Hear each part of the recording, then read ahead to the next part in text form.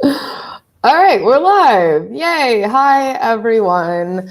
Back by popular demand, Courtney and Adam answering your SEO questions. For those of you that were with us last week, again, sincere apologies about all the technical glitches. Hopefully today we've got new software, we've got new cameras, everything is brand spanking new for us today. So let's everyone cross our fingers and make sure that everything goes right.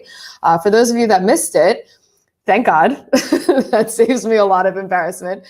So we're going to do something a little bit different today. We're going to be looking at the way that you can use WooRank data to power up your sales and to find new sales leads, and then use WooRank to reach out to them and have a really compelling outreach and a chance of converting. But first, we'll say hi to Adam. Adam, hi again. Thank you for joining us. It's good to be back, and hopefully I can stay on this time. Yeah, yeah, let's hope.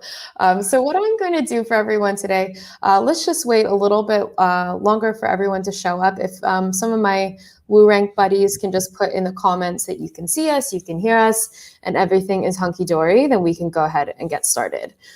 Adam also braved a cyclone to be here with us today. So thank you for come rain, come shine, being here with us. I was standing on the shore, just willing it to go out to sea, so that way I could do this without interruption. Your dedication is amazing. I just got a text from one of my Woo friends that we are looking sharp. So let's go ahead and get started. I'm going to share my screen.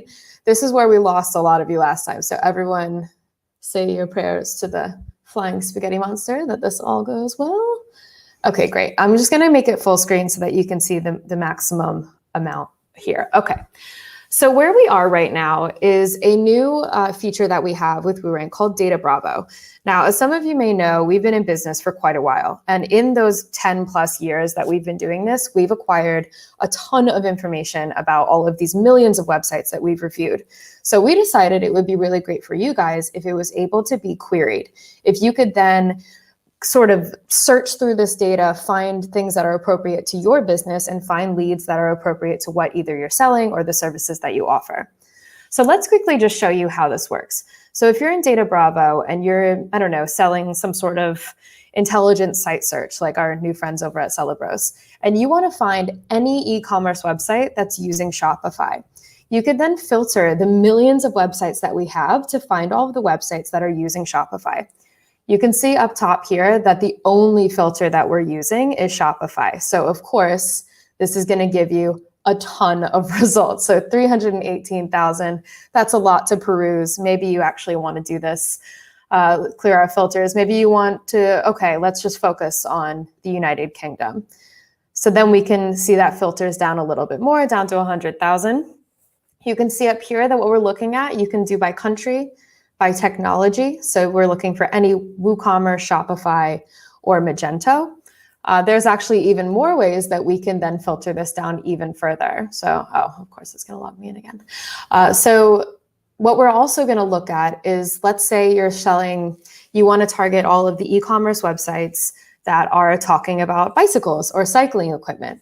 You can then filter it even more. So we're looking at any e-commerce website or any website that's selling cycling equipment. So you can see here the words that we're looking for, bike, and then if they actually take a payment.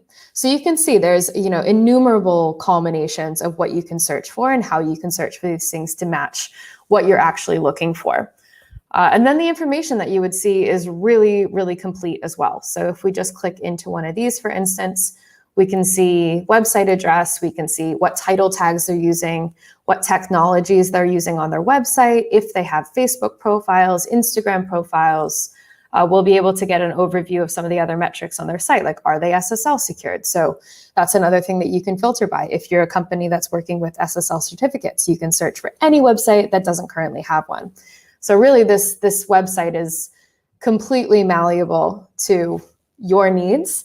This is not included with the WooRank subscription, but it is something that you can add on to if your leads are drying up, or if your sales team is just not sure where to look next. We have this really complete information. You can download all of the information that you get as a CSV, super, super easy. So once you get that information, once you get that URL, so like Sun City Bicycles, for instance, Or let's say, just for my purposes, that we're looking at a reconstruction company in New Jersey, because that's what I already have pulled up. Also, this is my stepdad's site, so a little bit of nepotism here for him.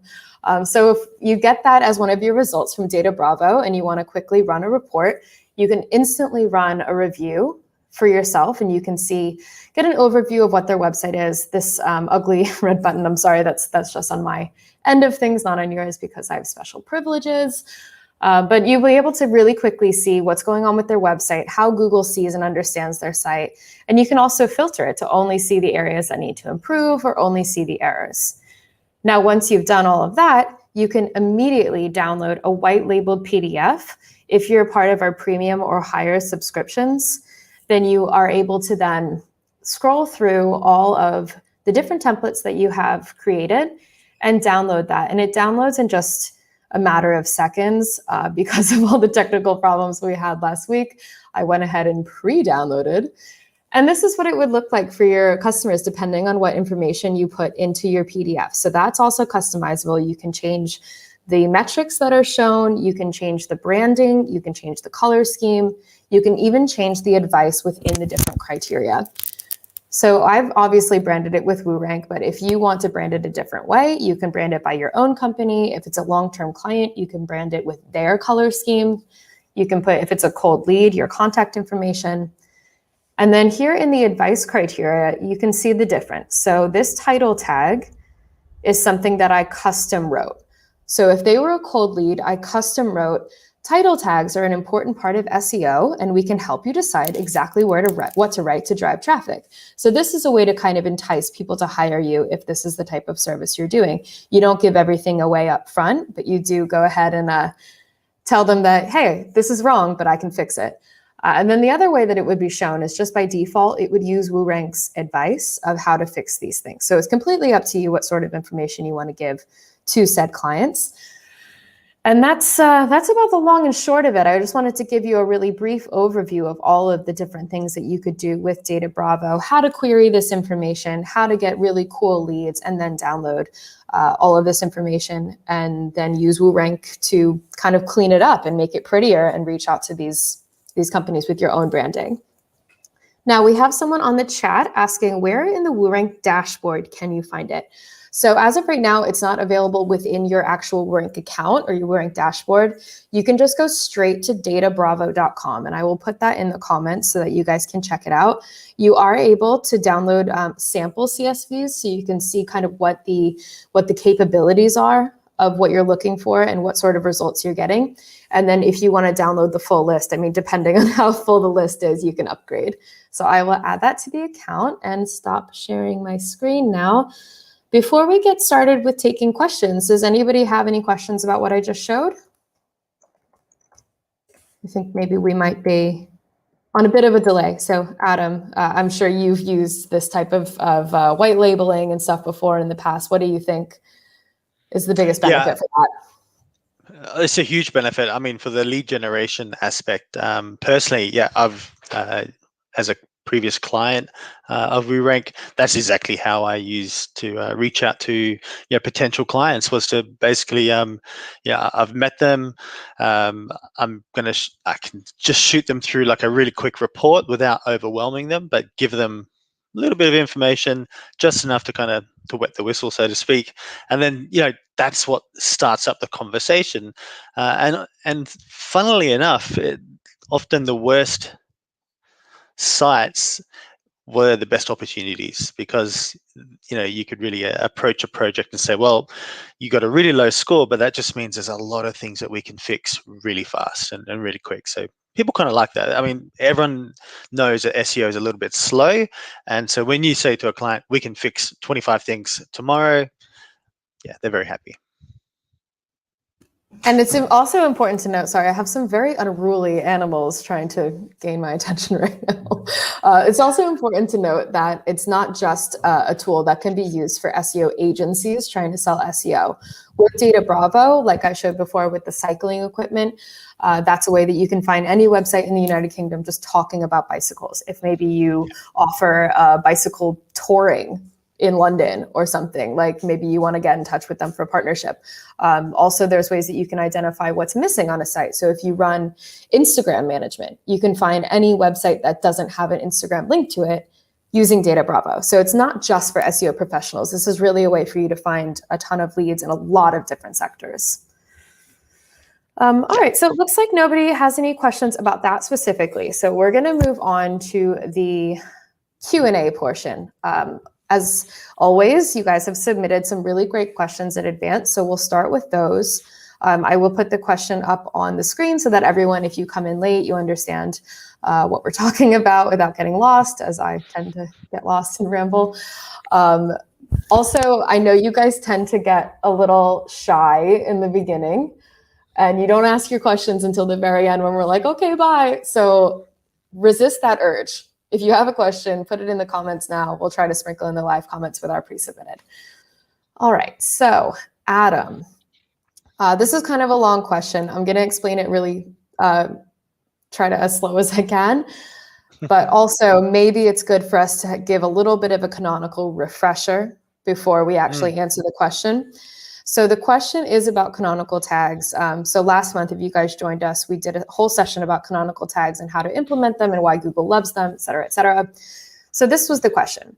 I found the session on canonicals really useful. On our website, we have a set of products in a group with the URL ending /product category /stability test chambers. Within that group, we have 5 products, but one product has URL ending product stability test chambers. So instead of product category. Those are 2 different things. I use the canonical URL to reference each one to itself. However, WooRank is telling me that these are still duplicates. What did I do wrong? Would it just be easier to change the number or the name of the product? And I think we talked about this last time before we dropped out, but I think this is a pretty common issue with WordPress specifically. Yeah, most definitely. And yeah, quick 10-second catch up on canonicals. I've boiled it down to canonicals is a great way to manage potentially duplicate content on your website. So that's my recap in as few words as possible. So in that particular situation, it sounds to me like they don't need to change the name of the product. I mean, sure, that would fix it. Changing the product slug as well, that make it slightly different, but you don't actually need to. I think what you're doing there is by self-referencing the canonical tag to each page, what you're doing is you're actually literally telling Google that you have these 2 separate pages, wherein in fact they're the same. So rather than a self-referencing canonical, what you actually need to do is decide, well, when it comes to the category tag that's showing the product, and you've got the product page that's got the actual product itself, make sure only one of those is referenced. So basically, put both canonical tags to the product itself. But look, that is a problem that comes up with WordPress tagging, and there are plugins that you can also download and stick into WordPress. It'll help you manage these kinds of issues. It's definitely something that you can fix, and you don't need to change the name of the product to fix it. And just a little WooRank plug, as always. With the site crawl, if you change these things and you want to know if you have fixed the issue, you can always recrawl your site. I think it's once every about 12 hours, you can recrawl your site. So you can see if the things that you've implemented on your WordPress site or if a plugin is working, you can recrawl and immediately see if these issues have been fixed. Yeah, exactly. All right, so next question. I received an email about you. Leads drying up, use WooRank data. Could this apply to automotive dealers in any way? And before Adam takes the wheel, I'm going to just also say, yeah, Databravo, like what we talked about earlier in the webinar, you can very easily query Databravo to then see any automotive dealers in the United States, in Croatia, in Belgium, where we are. You can very easily find anybody that's using car dealer in their title tag or in their content. So take it away, Adam. Yeah, that was actually my first thought when seeing that question. Databravo. But and yes, to answer the question, absolutely, WooRank can help you. WooRank is primarily a website optimization tool. So it's designed to help you get your website as high as possible in search results, as visible as possible. So therefore, if you rely on your website at all to drive sales leads, and being in the automotive industry, I'm thinking, okay, you want to put up pictures of cars or something, and where people go looking to buy a vehicle, your website comes up, then WooRank can definitely absolutely help you squeeze out as many of those leads as possible. Because what you'll probably find is you might be getting enough traffic to your website, but just not converting enough of that traffic into leads. You might have a small conversion rate.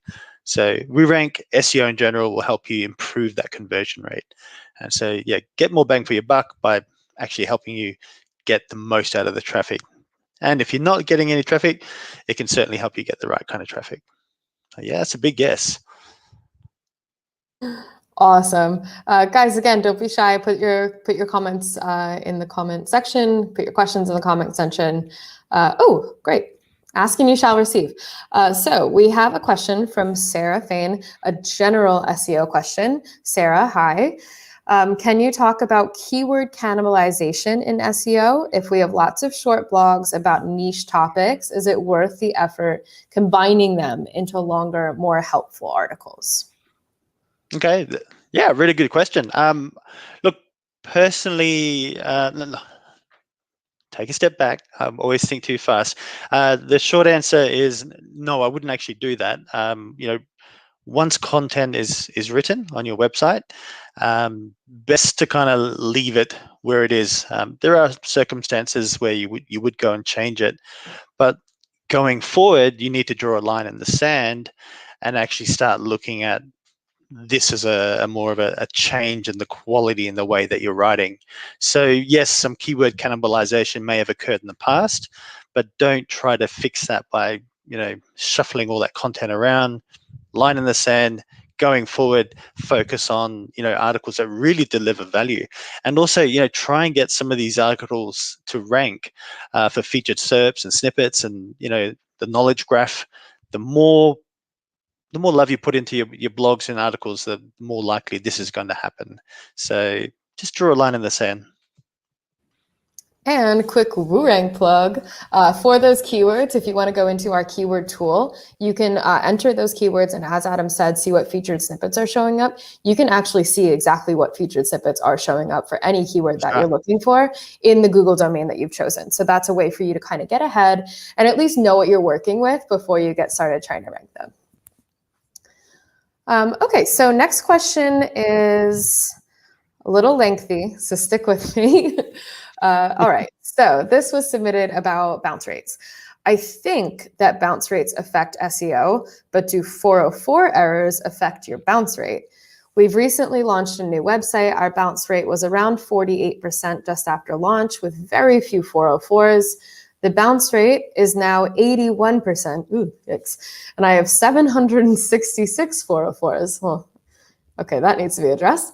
Some are from our old website, like blogs, which have been delayed off the old website, or deleted off the old website. I don't know why this is causing a 404 for our new website. Seem to be a lot of bots crawling the website. Is this why we're getting all the 404s? I'm at a loss for what to do. Well, we're here to help. We're here to help. Take it away, Adam. Okay. Just to go back to the start of that question, so the thing about a bounce rate is, according to the best knowledge that I'm aware of, it's not actually a metric or a part of the Google algorithm, so to speak. So Google doesn't go, oh, let's look at your bounce rate. Oh, it's 60%. Boom, I'm going to put you down here. It's more of a measure of and I've said this before, I'm pretty sure it's a measure of the health of your website. So like going to the doctors and getting a temperature check. If you got a high temperature, something's wrong. It's not necessarily the temperature itself that's causing the problem. So just to kind of differentiate that. So 404 errors, do they affect your bounce rate? Yeah, absolutely, because people are generally going to bounce off a 404. So, and I think I heard the solution in the question. You actually mentioned that you deleted on the new website, you've deleted all the blogs. So that's the 404s right there, because Google, when you launch your new website, it is going to expect that you do one or two things, or that if you're going to remove content, like, that's pretty risky. So to at least have a redirect to somewhere else, so that when it's trying to send someone to those blogs, it says, well, you no longer have the blog, but I've received a redirect instruction to go somewhere else. Or you have brought those blogs across. In that case, you'd be wanting to look at submitting a new sitemap in Search Console, like, as soon as possible, to get Google up to speed with your actual new sitemap. Setting up those permanent redirects from the old blogs to somewhere new, whether it's a new blog or just a new page. And you can use good old canonicalization to handle any duplicated content. But yeah, to me, that's in your question, that's what I heard, is that the blogs have been deleted, and yeah, that would be an issue, deleting a whole ton of blogs and not bringing them across. Yeah, probably another thing that you want to consider is just making sure you also have the custom 404 page, much more user-friendly and much more likely that your users will stick around if you have an easy way to navigate them back to your homepage or to a similar article, something like that. So you can check that out on WooRank.com. Next, we have another live question that I can take, Adam. So Cabin Teely Brewer, when WooRank does a website crawl, if the results come up in blue text, does that mean all is okay? Yellow, you need to do something to improve it. Red, you need to fix it. Yeah, you hit the nail on the head. Basically, if the results come up in blue, this is an informational thing for you to take a look at. So for instance, we're talking about redirects right now. You can see when you go to HTTP status in the section of the site crawl, go to the redirects, you'll probably see a lot of blue results, which are simple redirects. Now, redirects, as Adam said, can be used totally strategically. Sometimes you really need them, especially in a case of like a site migration or if you have discontinued products. But we at WooRank are just letting you know this is where your redirects are. They're not a problem. They're just something that you should be aware of if you're going to make any changes to your site or changes to this page. You do have a redirect set up here. Same with the indexing section. It's not really up to us to tell you what pages you should and should not be indexing. So all of that is going to be shown as informational. It's just so that you understand what pages are not being indexed and why. And then lastly, somewhere you should be seeing this a lot is the canonical section. Canonical tags, as we've really kind of driven into your head by now, I hope, are really helpful to use for SEO, but you want to make sure you're using them correctly. So you can check that they are either self-referencing or non-self-referencing in the canonical section of the site crawl. If there are problems like open graph mismatch or sitemap mismatch, then you'll be able to see that in the site crawl and immediately do something about it. So long answer short, blue, you're okay. Yellow, maybe you should fix something. Red, get to work. That pretty much covers it. All right, let's go ahead and remove this comment. So next question that was pre-submitted. Is there any advice that you can provide to businesses who have multiple locations so that customers are not confused about when, where, and how they can visit to purchase from you? Okay. Okay, so first of all, I mean, obviously, to purchase from you in an online sense, no, you're probably not asking it from that point of view, because that would make total sense. So really, I guess it's important to ensure that your whole experience of the website, I really want to use this word experience, because that's what we'll be seeing a lot more of in May, is all about user experience. And your website needs to have a seamless user experience. So when a customer visits, especially for that first time, they've typed something into Google search and they've hit your website, the last thing you want them to kind of worry about is your location, because actually location is one of the big deciding factors for people to make a purchase decision, even when it comes to online. So I know myself, if I'm looking for some tech or something and I want to order something, I'm going to get it probably a lot quicker if I order it from somewhere in where I live, like Queensland, than if I was to order it from overseas or Western Australia. That's a long way away. So you want to try and present your website very simply and cleanly. If you do have separate locations, that's fine. But yeah, don't focus on that. But on the other hand, for physical purchases, that is something that you want to push. And so what will work for you is Google My Business, because Google My Business will then, you can set up a local profile for each of your physical brick and mortar stores.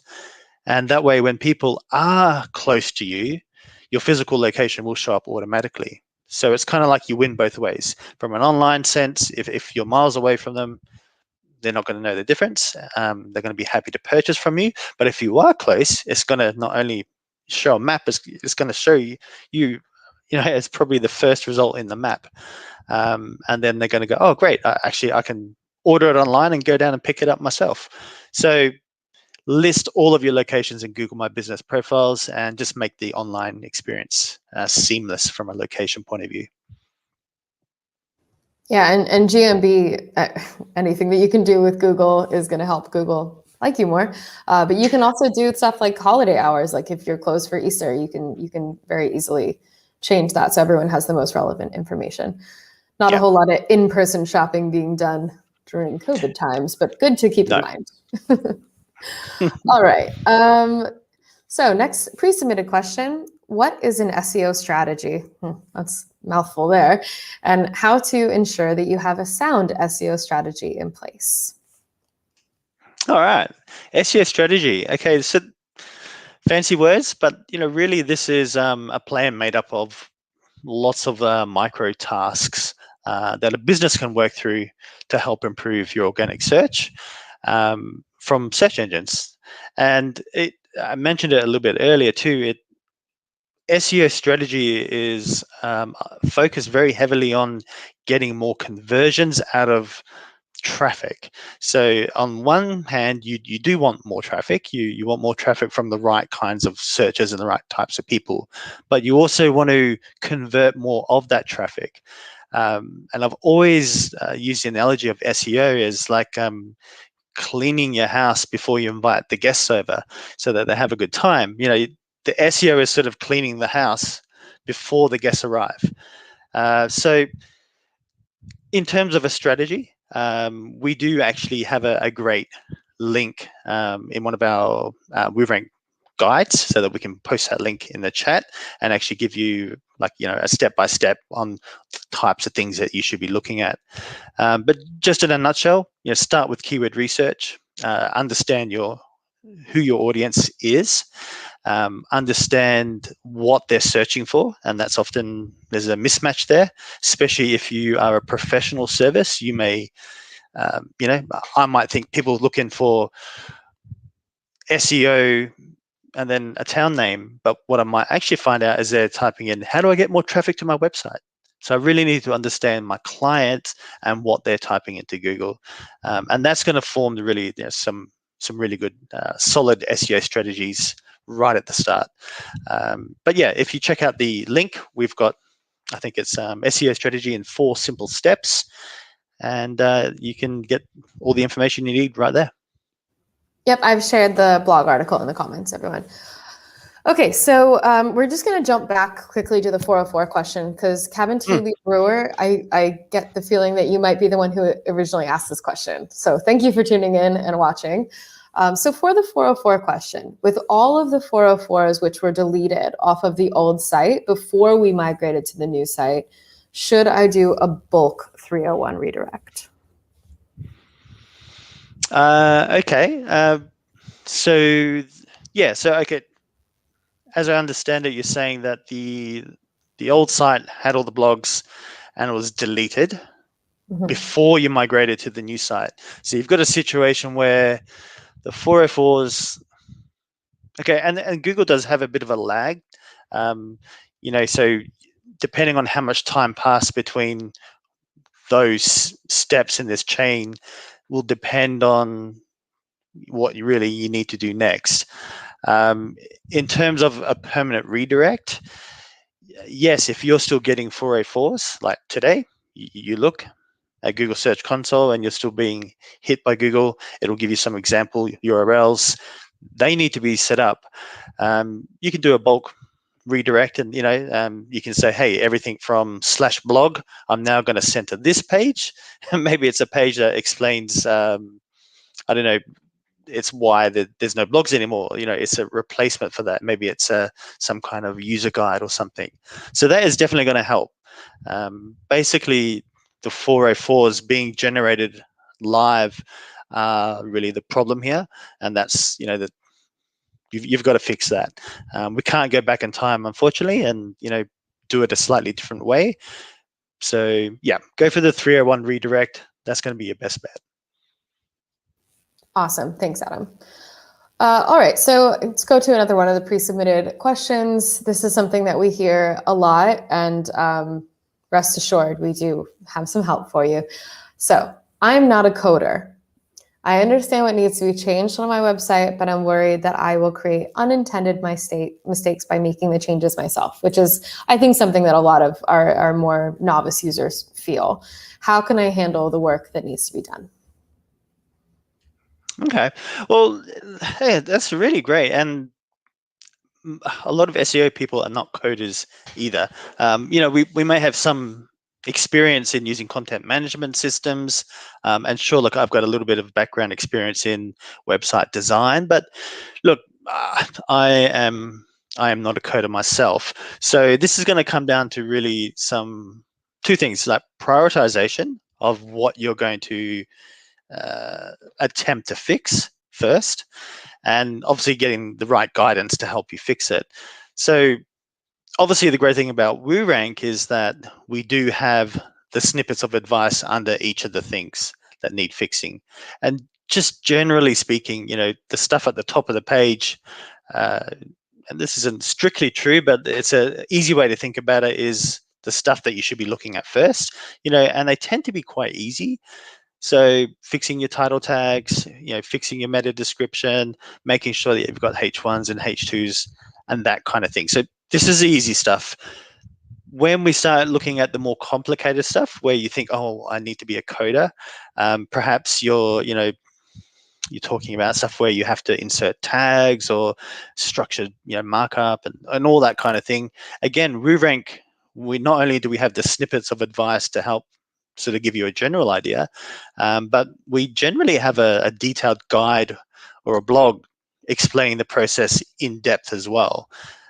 So I feel like, in a sense, and the final backup, if WooRank doesn't already have it on our website somewhere about how you can approach these kinds of things, then you can always contact support, and we'll usually give you an answer. So yeah, look, I understand the hesitation. You don't want to break something, but at the same time, yeah, it's really important that you do try to implement as many of these fixes as possible. SEO is a death by 1,000 paper cuts, and we're mentioning them on the report for a reason. They all have an effect.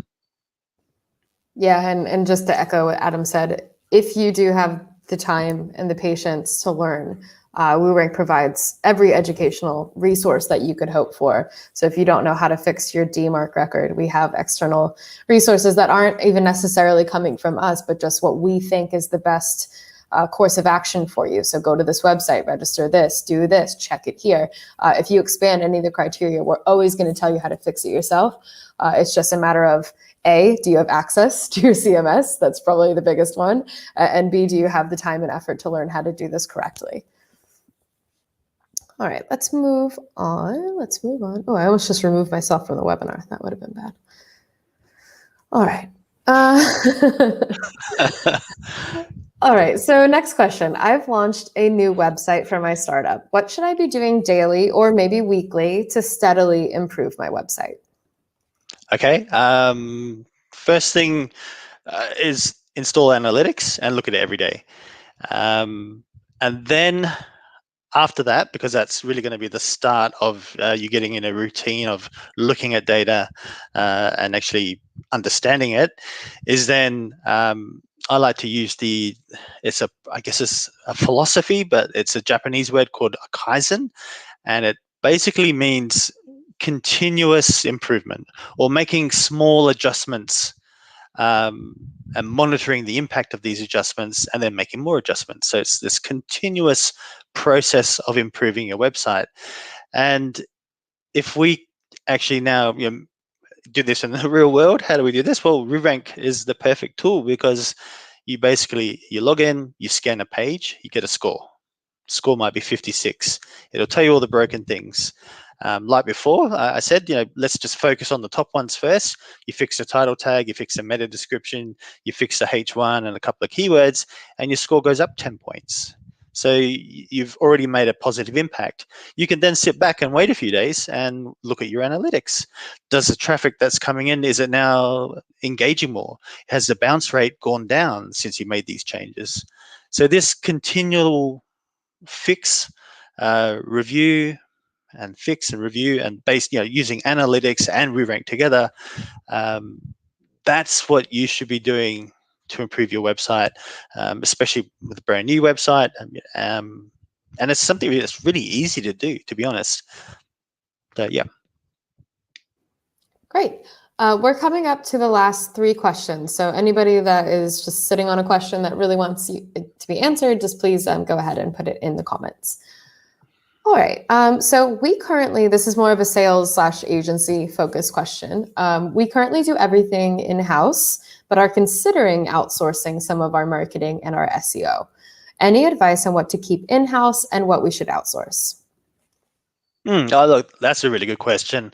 The types of things that I would probably keep in-house would be your, and it's sort of hard to know how big an organization you are, but generally I would keep internal, the people that talk to your customers, the actual, I call them sort of the touch points, the people that your customers are used to, already dealing with and have spoken to.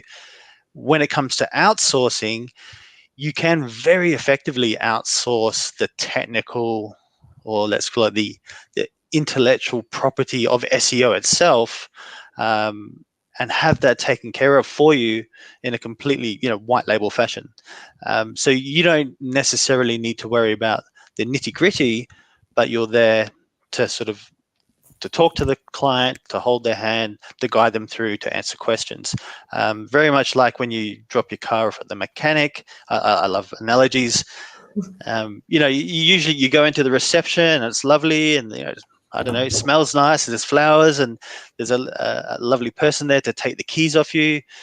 And she just says, "Hey, your car will be fixed. I'll take care of it." But it's really the 6 guys out the back, covered in grease, who are going to fix your website. You don't need to see them. The same can be done with SEO. You can definitely maintain that sort of customer service standard that you as a company value, and you can very successfully outsource your SEO, the physical work. And look, you'd be surprised how often it's done. I think I'm going to make a coffee table book. All of Adam's SEO analogies. Yeah. That'd be great. Bestseller. All right, another question, more agency and sales focus, excuse me. My clients are all hyper-focused on the end goal, aren't they all? Conversions, ranking #1 on Google, etc. How do you speed up the process for your clients? Or conversely, how do you tell them that SEO takes longer than they might expect? Yeah, look, the second part of that is really the answer. You must, it's essential to get your clients to understand that organic growth, as opposed to, advertising, and we say this a lot, is a marathon. It's not a sprint. It's not a 100-meter sprint. It's the 10-kilometer marathon or the 40-kilometer marathon. This is something that if you don't get on the same page with your client from that very first meeting, you're going to have a lot of expectation problems from there on in, because they're going to say, "Hey, you've been doing SEO for 7 days and we're not ranking #1 yet." So just be really honest with them. It takes time. If they want an immediate result, they can throw some money at that's fine.